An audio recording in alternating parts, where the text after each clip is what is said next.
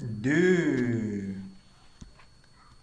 compatriotes activistes politiques sur la toile font l'objet des tirs croisés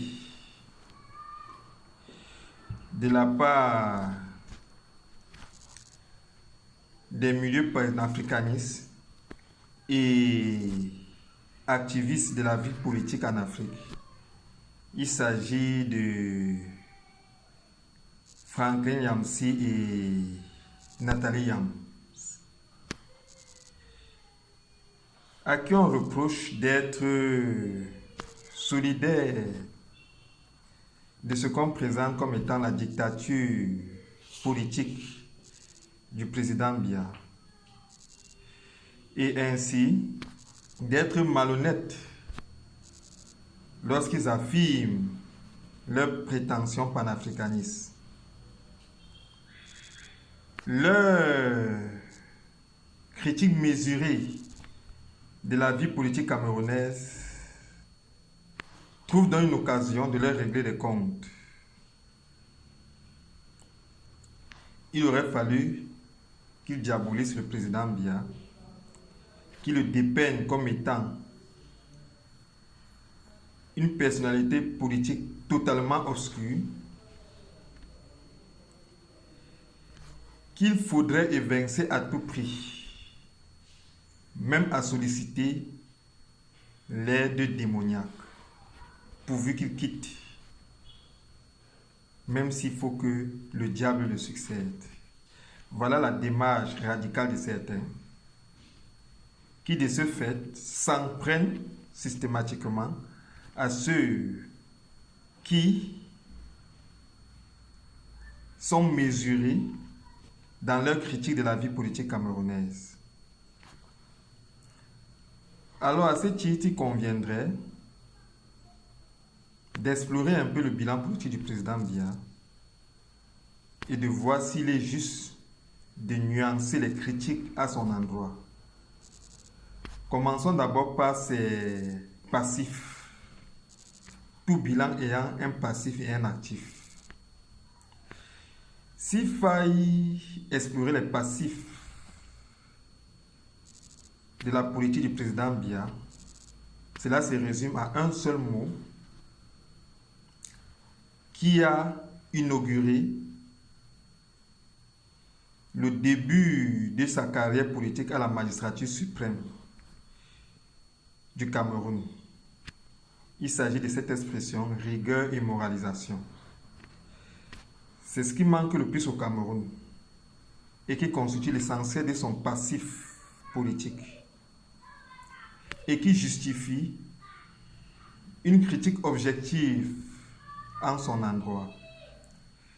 Le Cameroun connaît une délinquance administrative beaucoup plus exprimée au sommet de l'administration politique. La signature du néolibéralisme donc persiste au sommet de l'administration et connaît des métastases au sein de la société, caractérisées par une immoralité généralisée. Et malgré les efforts que le président Biya fait pour sanctionner cette pratique, on peut dire qu'il ne fait pas assez. En fait, la délinquance administrative, qui est une des signatures du néolibéralisme, visant à entraîner les nations assujetties dans une certaine précarité et faiblesse, ces pratiques-là ne sont pas irréductibles ni irréversibles.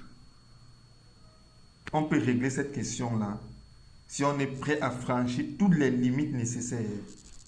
Et je pense que la morale personnelle du président Biya semble être un obstacle à l'atteinte de cet objectif. Il ne s'agit pas d'être sévère vis-à-vis de l'ensemble du peuple. Non.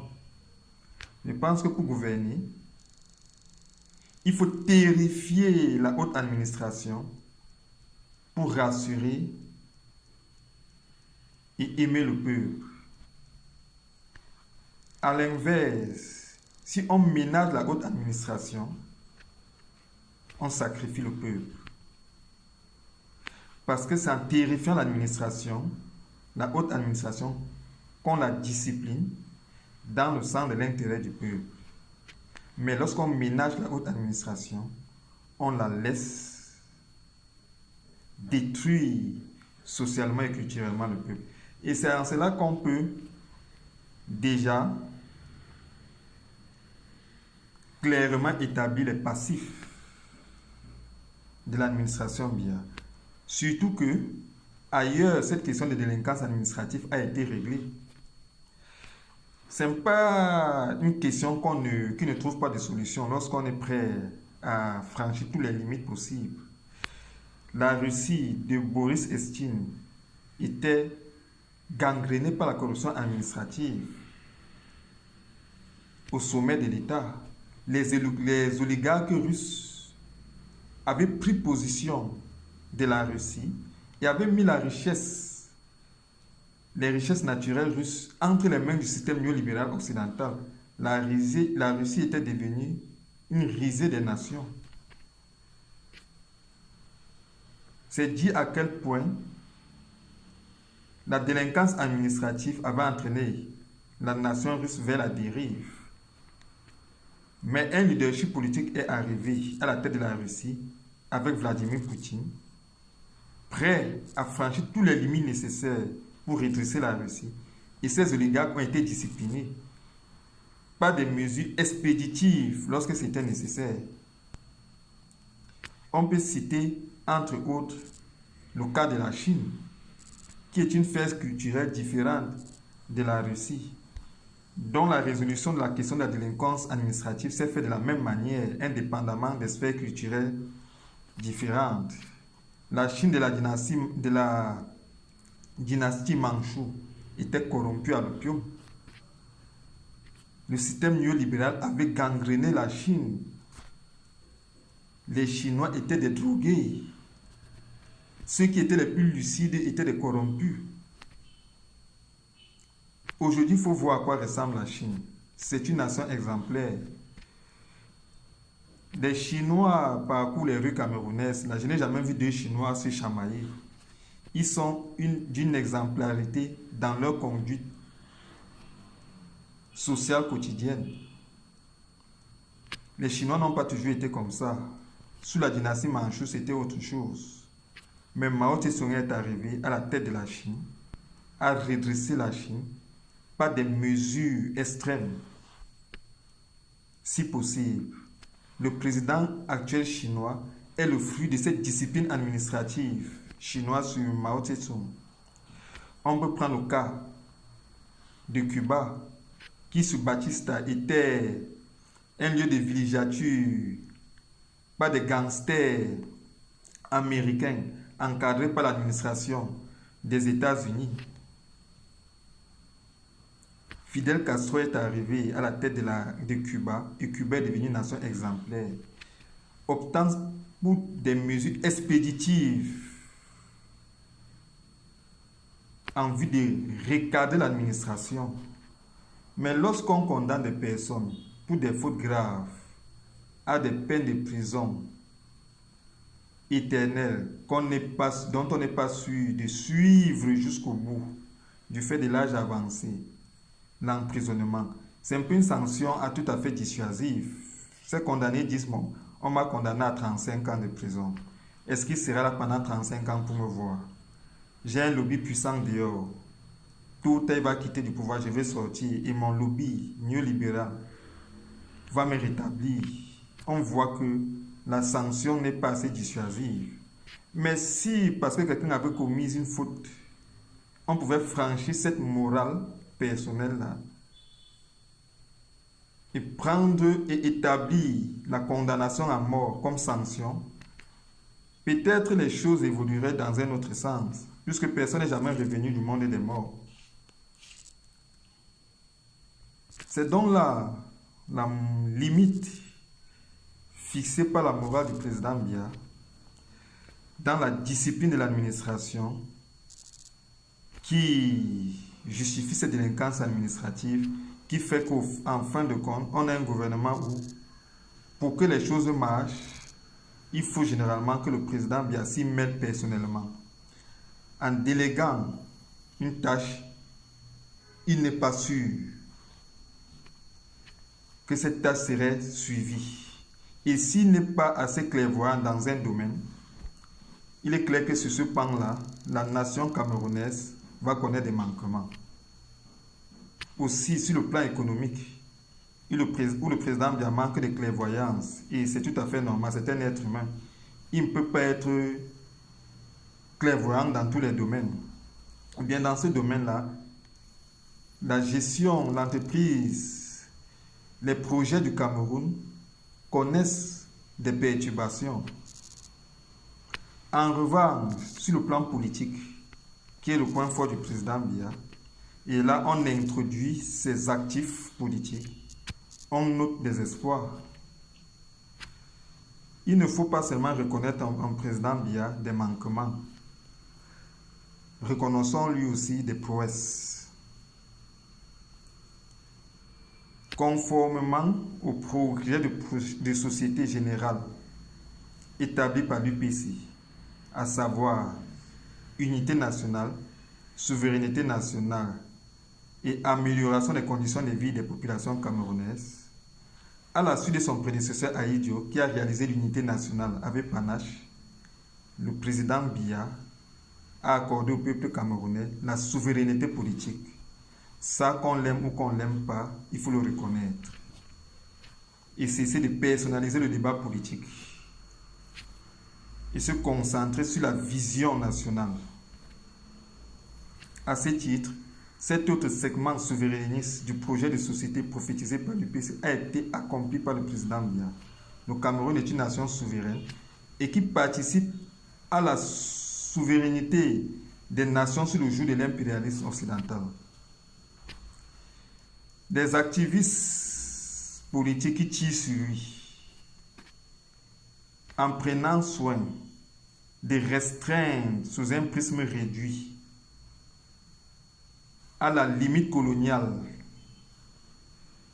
tracée par l'administration allemande qu'est le Cameroun, la destinée générale du continent africain, font exprès souvent d'ignorer que la condition du Cameroun n'est qu'un aspect local de la situation générale de l'Afrique noire. Une situation misérable générale que le président Biya participe à améliorer en faisant de son pays un des pôles de la résistance à l'impérialisme occidental. Ça, c'est son actif politique qu'il faut reconnaître. Et à ce titre, que des hommes politiques et femmes politiques tels que Nathalie Yam, activistes politiques tels que Nathalie Yam, émettent des critiques réservées envers le président Biya, évitant une récupération de leur combat par les puissances impérialistes qui voudraient régler les comptes à une personnalité politique qui met leur position stratégique en mal en Afrique, que le président Biya, que des activistes politiques ainsi, émettent des critiques mesurées envers le président Biya, évitant de renverser l'enfant avec l'eau du bain, est une démarche tout à fait rationnelle. Ces hommes politiques ont souvent été très critiques envers le président Biya, à savoir Nathalie Yam et Franklin Yamsi. Mais que ces critiques-là soient dans le sens d'insister sur les défauts du président Biya en vue de l'amener à les améliorer, pour moi, est une démarche assez rationnelle. Tant qu'ils ne réduisent pas ces critiques-là à une affaire personnelle, mais à une démarche visant à parfaire un homme qui, malgré ses qualités, présente quelques défauts à améliorer dans sa carrière politique. Ça, c'est une démarche progressiste, si c'est dans cette intention-là qu'il faudrait saluer. Et on comprendrait donc à ce titre-là que le fait que Nathalie Yam et Franklin Yamsi refusent que leur combat soit récupéré par des puissances impérialistes pour régler des comptes à un homme qui leur nuit,